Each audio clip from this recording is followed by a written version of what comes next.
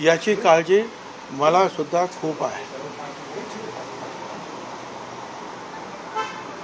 आणि कदापि जे आहे ओबीसीचं नुकसान होऊ देणार सुद्धा नाही.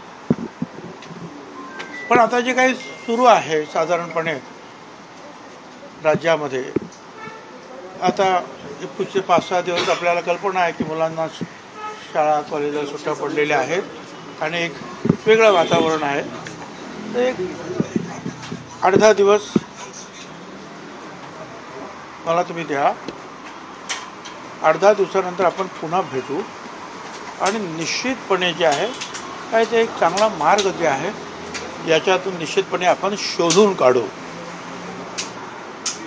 आणि माझी आपल्याला विनंती आहे, असं सुद्धा सांगा सगळ्यांना, ओबीसी नेत्यांना, मी जरूर त्याच्यावर साधक बाधक विचार करतो आहे.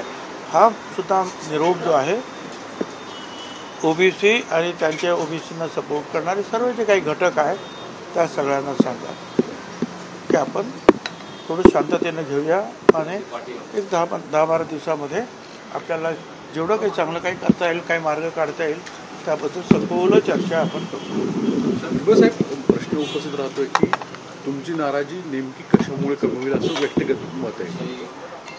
ते मी वारंवार सांगितलेलं आहे. नाही, तुम्ही आज मुख्यमंत्र्यांच्या भेटीदरम्यान सांगितलं की वारंवार जे काय